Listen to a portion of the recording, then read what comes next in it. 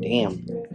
I don't think you guys or me has ever seen this garage been so clean. This video is not about the Mustang. It's not about the G. It's not about anything in particular besides the fact that we are going to be saying goodbye to this garage. We're going to be saying goodbye to my house, the yard, everything, bro. We're saying goodbye to everything. Because I never even gave you guys a reason why I even changed my name. Give y'all guys something better to look at.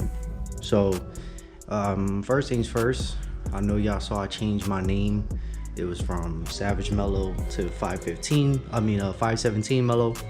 That was simply because I didn't want to be called Savage no more. The name was kind of cringe after a certain point, and the only reason why I used that username in the first place was because, you know, it was like back in my teenage days when I was younger, high school, I was doing a lot of dumb shit, a lot of savage quote unquote shit, or like the way my mentality was, or, you know, the things I said and did, you know, it was just whatever. I was always getting referred to, oh, savage. And then back then, I don't know, for some reason that word was getting thrown around like crazy anyway. Like everything was just so savage. So that's when I went by, you know, changed my name. Then it was, you know, from another username, I switched it to Savage Mellow. Now 517 comes from me and my brother. My brother, if any of y'all don't know, my older brother passed away when I was 5 years old, and he was at the age of 17 when he passed. So I was sitting at bed, and my girl actually came up with a name. She was like, you know, I wanted something that is meaningful, that isn't negative, it is positive, you know, it's something like kind of cool, catchy, small, simple. You know, you start, you know, throwing in all those factors, and she was like, oh, do 517 Mellow. And I was, the first thing I thought of, I'm like, 517, I'm like, people gonna think it's like either like gang related or an area code or some shit like that, which I don't even think there's a 517 area code. But, you know, you start thinking like that, I'm like, but she's like, nah, think about it, you know, you were 5 years old, your brother was 17 years old, and then just keep the mellow part, you know, because obviously that's you. I thought about it, I'm like, it's not bad, because, you know, my favorite number is 5, got a 5.0, you know, so I was like, that's not too bad. And, you know, 17, you know, obviously for it being my brother, it was also my jersey number for every sport that I played from like middle school into high school.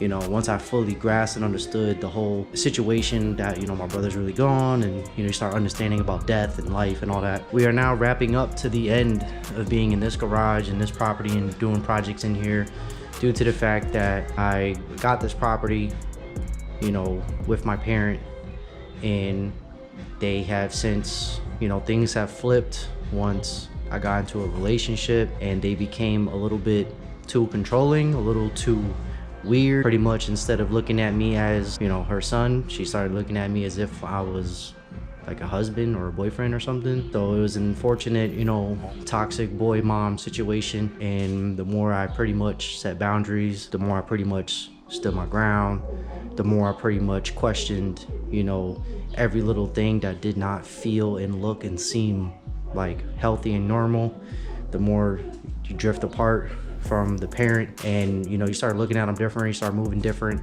led into a lawsuit that has been going on has been living for free. Me and my girl have been paying all the bills. Person didn't benefit from anything. You know, they benefited by living for free, didn't have to pay no bills. I have a whole mortgage. So it's like, hey, but now came to an agreement of like, you know what, just gotta sell the property, split up the money. Everybody, you know, well, me and the parent go our separate ways. Me, my girl, my 2 daughters, we're gonna be finding somewhere else to live. So that's why you see the garage is nice and clean. Things are nice and organized. That box has half of my tools flipped up in it. I have been trying my hardest to sell so much of this stuff. I'm trying to sell the toolbox. I really don't want it. I don't want to take it with us. Don't want to take it with me. It is old, it's had its days. And it's pretty cool too, because this top piece is separated from the bottom to sell these damn lugs. I have the Muteki ones, the Neochrome, and the Energy Neochrome ones. I don't know if you guys remember from 4 or 5 years ago when I first started this channel. I had Energies on the Focus. Then I switched into Mutekis because I didn't like how these stuck out too much. Been trying my hardest to sell these. People just keep BSing and lowballing.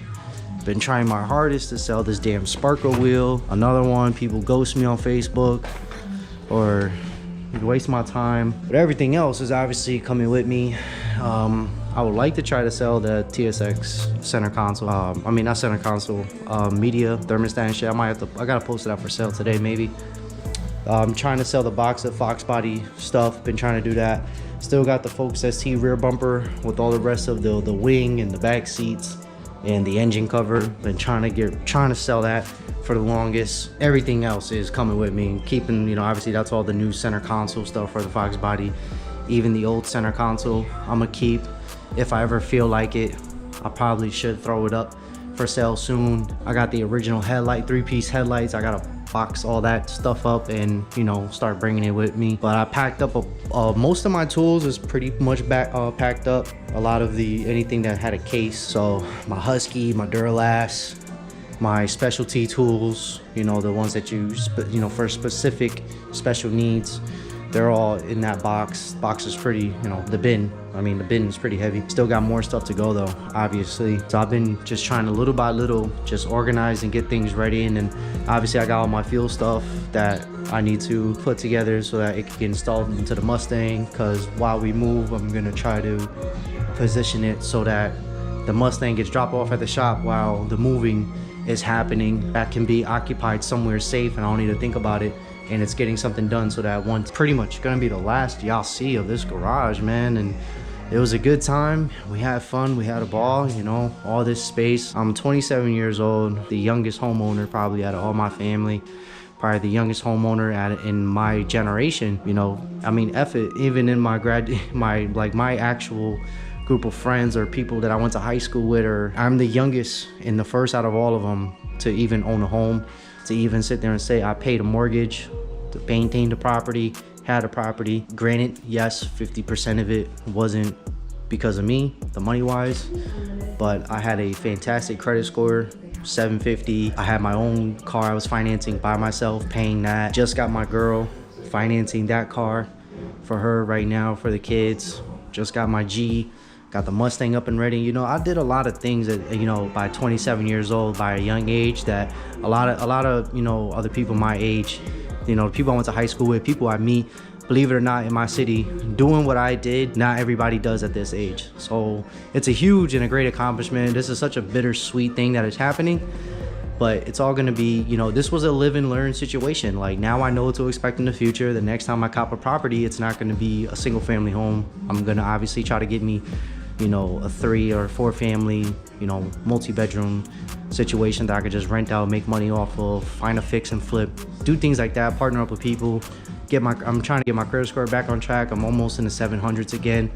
So I've just been, you know, I've been busting my ass and doing my thing, and pretty much, you know, I failed, I learned, and now I'm like coming back better than ever. And obviously I shed a lot of dead weight by getting rid of a lot of toxic family, toxic friends, unhealthy family that, you know, they're there to just take from you.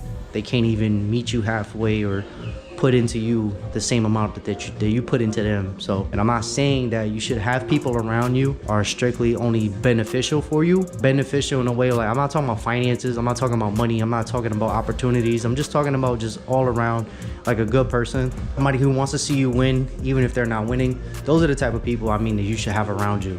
You know, you want to have a solid team that, you know, when you're down and they're up, they can bring you with you, and then vice versa. And, you know, even when, and then, you know, when you guys are both, you know, when you guys are both 100%, you know, you guys can have a ball, you guys can have fun. You know, it's those genuine connections where it's like, you know, you build a team that everybody wants to see everybody win. You know, there's no sore losers, there's no crybabies, there's no victims, there's none of that going on. So I'm building on that right now. I'm working on that, building my relationships, building my friendships all over again. Trying to do it right this time, trying to be more cautious. This is gonna be it. It was great. It sucks because I have 2 daughters now, so they would have loved this backyard. I mean, look at this. It's not a lot, but it's enough. I came from no background. I mean, no background. I'm dead. I came from a condo apartment that had no backyard, no real front yard, no space, no privacy. You know, I came from that to this, and I'm hopefully could try to, the next step is to land in something similar, probably a little bit smaller, but similar. Figured give you a nice mean update on life, pretty much. This isn't car content. This isn't bike content. This is just life content for the channel. Things have been going on in the background. You guys are gonna know why things have been happening the way they're happening and what's gonna expect in the future. I know it's a lot of talking. I know a lot of people don't like that shit. It is what it is. It's for the channel. Either you like it, you skip through it, you don't watch it at all, but the real supporters are gonna watch. The real supporters are gonna understand and know that this is it, guys. You know, we're gonna have fun though. It's gonna be better. The grass is gonna be greener on the other side, even with any challenges or issues that may come with it. It does not matter. Nothing is gonna be pretty much as bad as the situation we've been dealing with in the last pretty much 2.5 to 3 years. So I appreciate you guys so much. 517 Mellow. This might just be a single video by itself. Might cut in another video, but just in case. 517 Mellow checking out. Appreciate you guys so much for tuning in as always. Make sure you like, comment, and subscribe. Go follow the IG. I'll try to drop it down there. I always drop it in the description box, but you already know what it is.